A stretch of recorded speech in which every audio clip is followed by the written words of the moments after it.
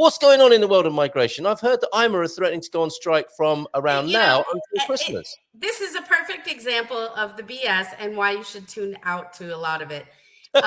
Yeah, so they are threatening to go on strike or saying they're going on strike, but you do realize that means that what that actually translates to is in regards to their overtime hours.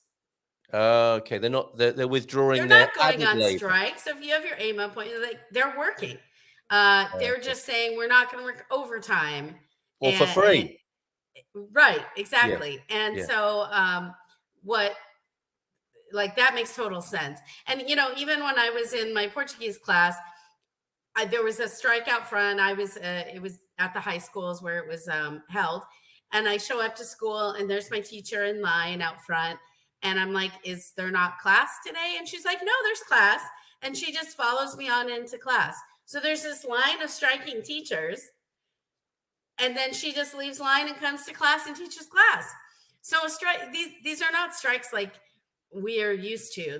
This is like normal protesting that they do all the time because they have valid reasons, absolutely, and low pay and whatever, all those things. But it's not like I'm just not going to work for 3 months, from now to the end of the year. No. Okay. And of course, sensational videos, sensational articles, everything will pick up on that, like AIMA's on strike. And, so we have clients that are going to AIMA in a few days and, everybody's sort of freaking out. And it's like, calm down.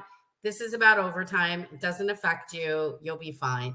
And, that's the reality. It's just like I had a client email yesterday going, oh, I don't know. I heard on Good Morning America that, Portugal's a new hotspot and I don't know if I should come because there's too many, it's too popular already. There's too many people.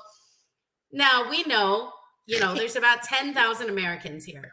There's about 10,000 Canadians. I don't know how many Brits. Do you know how many Brits there are here? 3 million. 3, exactly. 10 million whole country, but we know even with other immigrants from other countries, it's about 10% of the population. So it's about 1 million people. Yes. And, Phoenix is 5 million people. So, it's yes, there's expats here for sure.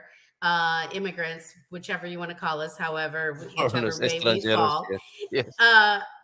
But it's not out of control. It's not ridiculous. And most of those really come from Brazil and other countries. They're not,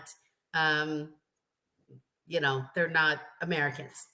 Contrary to popular belief. That's right. And it's a problem, isn't it? Because as you were talking about, the latest shocking YouTube video of AIMA being on strike, I'm imagining if I were to make and I do from time to time, make a clickbait slide. You totally do. But I get it because that's how you get people to watch. So I won't I don't do it very often. I just try and be factual and then I just blur into the background of YouTube, which is fine. That's how it is. The first few seconds are sensational. Your headline, but that's how you get people to listen. So I get it. And it's unfortunate because all that does actually is upset people and make that influencer more wealthy from their YouTube income. It's not big or clever. I'm not a fan of it, but I do love the mischief of imagining what that clickbait slide could look like. And I'm thinking of a big wrecking ball going into a VFS building with a guy with a red face, a smoke coming out of his ears. I'm on strike. And then, as you say, when you dig down into it, when you debunk it, they're working to rule. It's not what a strike as you would know it possibly in America or in UK. It is a work to rule, isn't it? And we should take this opportunity to applaud AIMA, who are working against the odds in very difficult conditions. What they want is more staff and funding and more support from the government, and that's what we can get behind. I actually think they're doing better. Our clients, so we do visas and help people through all that moving process. And I see them as actually improving at this point. Great. Well, that's what we need to shout from the rooftop. Yeah. And our clients had just got visas, day before yesterday. They had appointments in their visa already set for AIMA in October, which is not bad. These people just got approved, aren't even here yet. It's August, and their AIMA appointments are in October. That's great.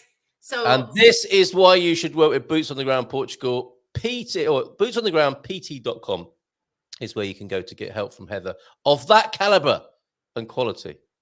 yeah, and we offer a free chat. So if anyone out there wants to chat about their plans or what they're thinking, or discuss advice and stuff, because of course you're hearing constant misinformation, just like, you know, the strike and all this kind of stuff, and how many millions of people are here from other places, etc. So Well, yeah, do you know what I'll do then, absolutely. Heather? I think I'll make a clip of you saying how good it's going, especially when people work with you. Well, I I'm don't. not. How I'm do I? not How do saying that I have. I'm a magic. Okay. no, I am. Um, Though. I but I can. do. I do feel like it's really important if you have a really well put together visa package that is tried and true and very concise and to the point. You definitely get your approvals faster, cleaner, and you don't have that stress, because you know you're investing. I don't know. I invested hundreds of thousands of dollars to be here, and yeah, it wasn't worth Work. the additional stress of not being sure that my package was going to be acceptable and the guidelines were good. You know, and my background as a real estate broker, loan processor, this is the stuff I did. So it just makes sense. Just makes Very, sense. very good. Who doesn't like a well put together package first thing in the morning? I know that AIMA do, as Heather has pointed out right there. We've got 1 minute to go, and I was going to ask you for your final words. I think those are they. You make a very good point about getting your ducks in a row and doing it properly when addressing and dealing with AIMA. We've got the old guy in Portugal. Sorry, the old guy in Europe. He's in Portugal, but he's the old guy in Europe, of course. Portuguese strikes, at least of government jobs, need to be scheduled and coordinated to assure nothing closes. Except teachers on strike can schedule a strike day once a week. It becomes essentially unpaid days off. Very ineffective strike strategy, in my humble opinion. Were you a shop steward back in the day? The strikes are ineffective. They rarely get resolved. It seems to be sort of a cultural thing, isn't it? And people are quite accepting of that in the way that we've described. Normal. Yeah, and Rui goes into this based on our earlier conversation, I think, Heather.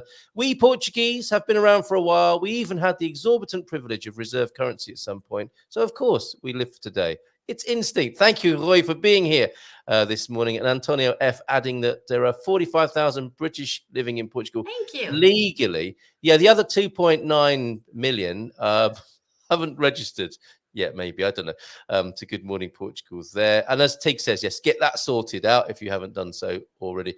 Heather, thank you very much. I think I'm going to say goodbye to you this morning, and I'm going to listen to the tune. Stick around behind the scenes if you want to hear elderly white man again talking about how time's running out, but in a really brilliant way, with an excellent backing track. And I hope to have them on the show in the autumn. So I love to Kevin. Well done at the Obidos Festival, and we'll see you again soon. Take care. Ciao, ciao. Bye for now. Ciao. Okay, there she goes. Let's bring that tune back on.